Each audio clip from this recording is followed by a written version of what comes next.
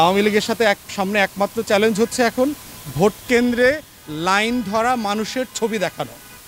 এছাড়া এই নির্বাচনটা হয়ে গেছে, এই নির্বাচনের পুরো যাত্রাপালার আয়োজন শেষ। এবং আমরা যেটা বারবার বলেছি, এটা নির্বাচন না, এটা গণভবনের আওয়ামী লীগের শেখ হাসিনার নিজস্ব কাউন্সিল হচ্ছে।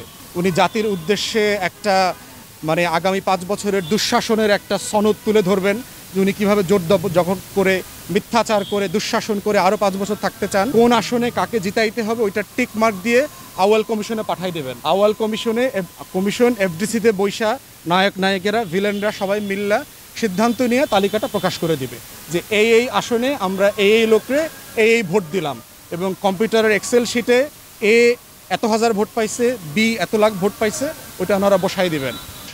হাসিনার কাছে তালিকা আছে কাকে সে এমপি বানাবে, শুধু ঘোষণা বাকি। অতএব আওয়ামী লীগ এখন যেটা করছে আপনারা দেখেছেন, ডেসপারেট হয়ে গেছে ভোট কেন্দ্রে মানুষের লাইনের ছবি দেখানো। এজন্য তারা লক্ষ লক্ষ টাকা, কোটি কোটি টাকা খরচ করতেছে, জবরদখল করতেছে, বাড়ি বাড়ি গিয়ে থ্রেট দিয়ে আসতেছে। ভিজিএফ যে কার্ড আছে, বিভিন্ন কল্যাণ ভাতা আছে, এই ভাতার কার্ডগুলো জোর জবরদস্তি করে নিয়ে আসছে, নগদ ক্যাশ বিলি বন্টন করতেছে, হাত কেটে ফেলা, পা কেটে ফেলা, গ্রাম ছাড়া করা, মিথ্যা মামলার হুমকি দিচ্ছে।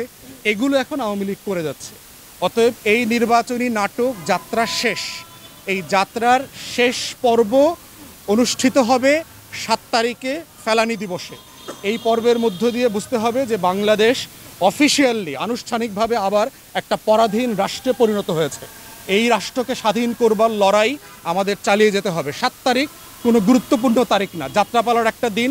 আমাদের গণতন্ত্রকামী মানুষের স্বাধীনতা যারা চায়, বাংলাদেশে বুক ফুলায়া চলতে চায়, তাদেরকে এই লড়াই জারি রাখতে হবে। এটা কোনো দলের লড়াই না, এটা বিএনপির লড়াই না, এটা বিরোধী দলের লড়াই না, এটা আমার আপনার স্বাধীনতাকামী কোটি কোটি মানুষের লড়াই।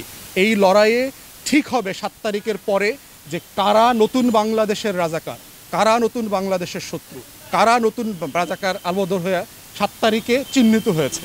এটাই আমরা ওনাদেরকে আমাদের ভাষায়, কূটনৈতিক ভাষায় যতটুকু সুন্দর করে বলা যায় সেটা বলেছি।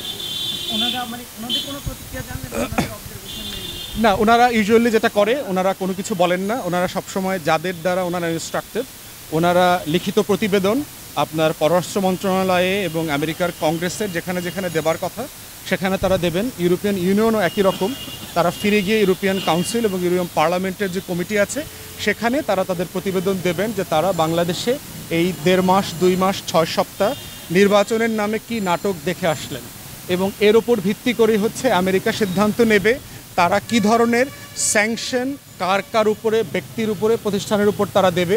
ইউরোপিয়ান ইউনিয়নও সিদ্ধান্ত নেবে তারাও কি ধরনের শাস্তি প্রয়োগ করবে প্রশাসনিকভাবে বিভিন্ন জায়গাতে।